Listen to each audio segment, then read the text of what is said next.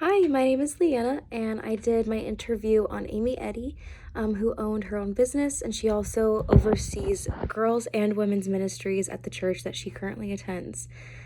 She started a group called Bold Girls, and she sponsors it, but then also finds other sponsors within the church. And she connects these youth girls to older women in the church as a way to just um, engage younger generations to older generations and connect and bridge the gap there. Um, so she has a lot of experience in negotiating, not just in her business, but also in ministry.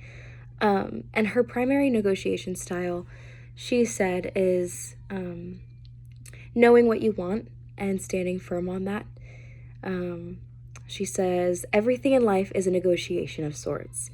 The objective is, at the very least, get what you need and perhaps along the way, what you want. And then she continued to say that in order to get what we want, what we need, we have to be willing to identify what we are or are not able or willing to live with. And so I think these are her primary negotiation approaches. The advantages to this is transparency. She values transparency, but she has said that she's very careful because sometimes being too transparent about certain things can be used as a negative leverage from the other person, the other party. A disadvantage she mentioned are emotions from the other party. They, can tend to use their anger or use their frustration to manipulate the situation. And yeah, so she was saying that she definitely prioritizes integrity in the conversations and consistency. That in order for a negotiation to be taken seriously, she wants to see that the other person isn't going to just manipulate the negotiation. Something that surprised me and something that I also gleaned from this conversation is she was just listing some of the ways that negotiation is used today. And one of the ways is parenting children, raising children, dealing with a disobedient child.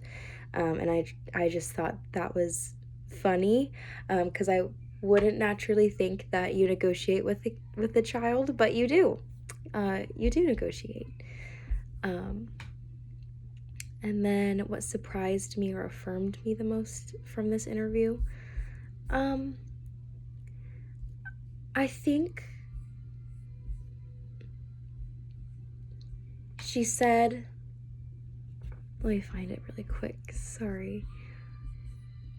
She said, you've heard it said that you don't make 100% of the shots you don't take, so the answer is no to 100% of the things you don't ask for. And I think that was something that I found myself challenged in, but also affirmed in, to just be willing to take this step, even if it feels intimidating, because if I don't, then the answer is always going to be no. Any other insights from this conversation? She dealt with a lot when her business closed down and just needing to negotiate prices and different things. But she says ultimately in everything, like in all of the experiences and all the hardships, everything improves with time. She says through experience and maturity. She says, so yes, I'm a better negotiator, I'm better prepared, more professional, and she needs to be what she needs to be in moments that call for that. So yeah, thank you.